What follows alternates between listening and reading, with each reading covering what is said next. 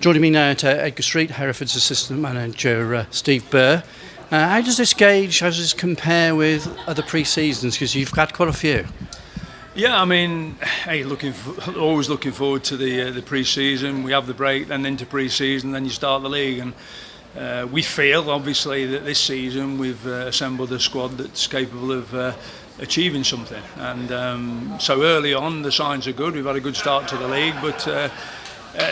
Looking forward to it. Looking forward to working with the new lads and obviously the ones who we managed to keep from last year. And a decent positive start. I mean, you must be encouraged by that. 4 games in. Yeah, I mean it's always important. Any league you're in, to get off to a good start is always important.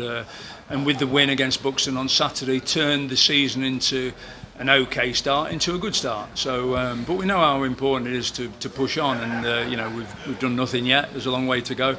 And but like I say, I'm quietly confident that the signs are looking good with the squad that we've assembled this year. Looking at the squad, overall, you seem to have a pre-season where you'd already got 10-11 maybe that you penciled in, so that gave you almost a full pre-season of planning.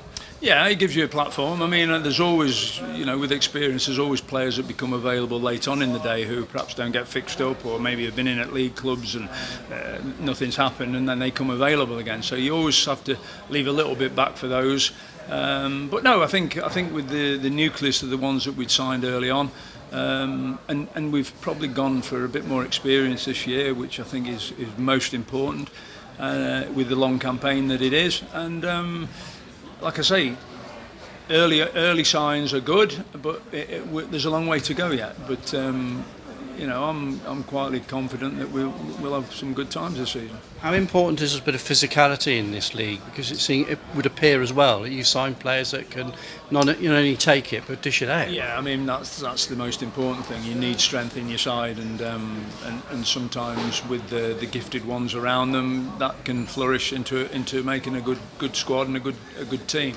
But no, I think it's important to have those strengths in certain areas, and you look at a lot of clubs at this level, the strengths particularly at the back and perhaps in the centre of midfield and right down the spine of the team is important for any team to be successable.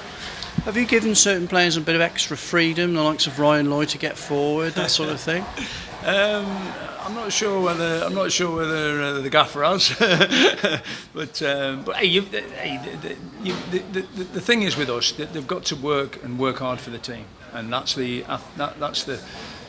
ethics that we put into the team. And I know that the gaffer, he does harp on about that for lads to keep working and give everything they've got, and then the ability that they've got in them will come out when you earn the right to play. But there's a lot of teams in this division, and I think probably Saturday showed that against Buxton in the first half, where it was not a lot happened, but it was a question of just digging in there, and then slowly we became stronger in the second half and went on and won quite comfortably.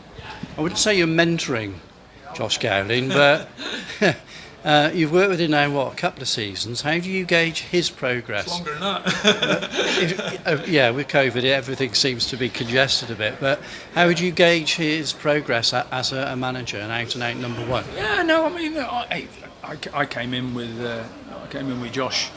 I think this is our 4th season now that we've started. We've obviously missed a couple or seen a couple curtailed through COVID.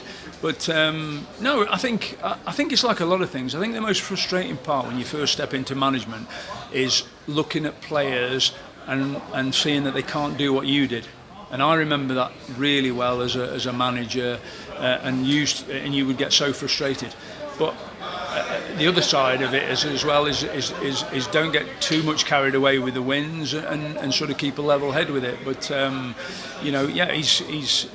he works very hard on the analysis side. He's very thorough with the teams that we play. And he's just so determined to do well. And if like I've said from day one, if I can play a part in that, then hey, that'll be great for me to look back and go, yeah, he's gone higher and done well. Hopefully we can do that here at Hereford, because you've seen in the 2 home games here the crowds that come in, and if we can tap into that and get this team at the top of the league and promoted, then I always think a club like this, the sky's the limit for them, and the potential to get back in the Football League at some point.